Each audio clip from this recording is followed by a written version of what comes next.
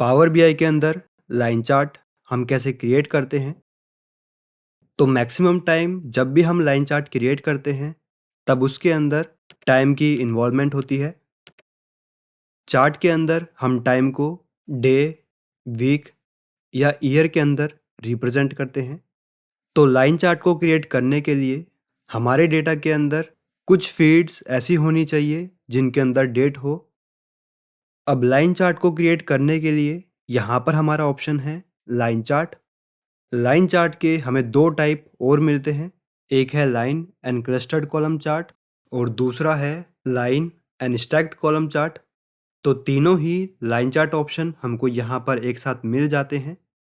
अभी हम क्रिएट कर रहे हैं सिंपल लाइन चार्ट, तो इसके ऊपर हम क्लिक करते हैं तो ये ब्लैंक लाइन चार्ट यहाँ पर आ गया है। इसको हम रिसाइज कर लेते हैं। अब यहाँ पर वैल्यूज़ को हम सेलेक्ट करते हैं। तो एक्स एक्सिस के अंदर हम सेलेक्ट करते हैं order date and Y axis के अंदर हम सेलेक्ट करते हैं सेल्स। तो ये सिंपल लाइन चार्ट हमारा क्रिएट हो गया है। यहाँ पर हम देखेंगे ये हमको टाइम शो हो रहा है ईयर्स के अंदर एंड इस तरफ हमको शो हो रही हैं वैल्यू ऑफ सेल्स। तो चार्ट के अंदर हम देख सकते हैं सेल्स हमारी किस तरीके से ईयर ऑन ईयर चेंज हुई है। अब इसके बाद इस चार्ट को हम फर्दर चेंज करते हैं। यहाँ पर हम देखना चाहते हैं कि हमारी कैटेगरी वाइज या सब कैटेगरी वाइज सेल्स कैसी हुई हैं, या कोई और फील्ड भी हम यहाँ पर सेलेक्ट कर सकते हैं। अभी हम यहाँ पर सेलेक्ट कर रहे हैं मार्केट।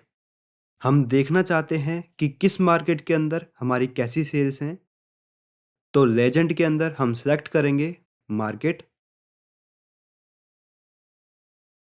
अब चार्ट के अंदर हम देखेंगे डिफरेंट लाइंस हमारी क्रिएट हो गई हैं।